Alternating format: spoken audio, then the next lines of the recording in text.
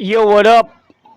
Kalbong Bordado in the house. So eto meron tayong update lang dun sa nauna kong sa isa kong ni-review, yung tricycle driver na umag na naningil ng napakamahal, napakalapit lang nung hotel nung foreigner, yung vlogger na foreigner, na siningil niya ng 550 pesos samantalang ang sinabi niya 50 pesos lang daw kasi malapit lang pwede mo lakarin wala pa atang 2 minuto andun na yung foreigner sa hotel niya tapos siningil nitong kumag na to ng 550 pero bago sumakay yung foreigner tinanong niya sabi nung tong kumag na tricycle driver taga Maynila 50 pesos lang daw nung bumaba na siya 550 yung sinisingil sa kanya so eto i-react natin hindi ko pa rin ito na mapanood siguro hingi ng sorry tong kumag na to game.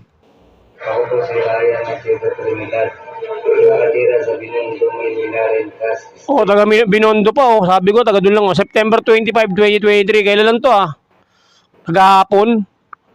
Kagahapon lang siya humingi ng apology ba to? Hindi ko pa ito mapanood Sige, panood natin. Yung isang tricycle driver na nabayaran ng December 2, 2022. Sana po, please, mapatawad niyo po ako sa aking nagawa. Sana po. Di ba? Hingi ka ng sorry ngayong hinayupa ka. Ang sarap mong pagbuging kaliwat ka. Naka-video ka. Nako. Damay-damay na naman ng Maynila sa yan ng mga kagaya na itong nilang. Dapat to ginugulpi to no? Di ba ang matindi naka-vlog pa siya. Tol, naka-vlog siya. Hindi man lang na siya naging aware na naka-vlog siya. Simulat sa pool nung sumakay yung foreigner, naka-vlog siya. Kita niya naka-vlog siya Tanga-tanga ang wala. Sarap. Sa lahat ng kasamahan ko, mag-driver. Wala na, nadamay na. Bulilyaso na kayo sa mga galawan dyan sa Maynila. Yung mga tricycle driver dyan, damay-damay na yan. Kaya kayo. Dapat yung pinag-uhuli kayo dyan Huwag naman mo po akong gagayahin. Maraming salamat po. Nagpasalamat pa yung manluloko Ay, Sir, please. Ako po si Ryan at Tito Trinidad. Nakatira sa Binondo. Tandaan nyo yung mga mukha niyan. Naka-blurred ba? Dapat di blurred. Isipin mong makupad gumalaw ang manlalarong nakikita. Dapat hindi blurred yan Yung isang tricycle.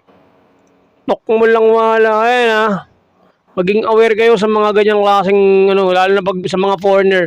All foreigners out there, be aware on what is happening in the streets of Manila. There are so many what they call that liar or scammers, scumbags. Be aware, man. If you're going to Manila, just don't go to the place like that where there are so many scammers like there in I think it's the Visoria area. Man, nakakaya kayo dyan. So, ayun na nga, tapos na tayo. Humingi pa lang sorry kahapon, tuntok mo na to For all the foreigners out there, be aware, man. Be aware. There are so many scammers in the streets of Manila. Yeah! Ito nga pala muli yung lingkod, Kalbong Bordado. Update lang yun para sa nangyari nung nakaraan. Dun sa foreigner na niloko nung tricycle driver. Humingi ng sorry yung tricycle driver na kumag. Yeah.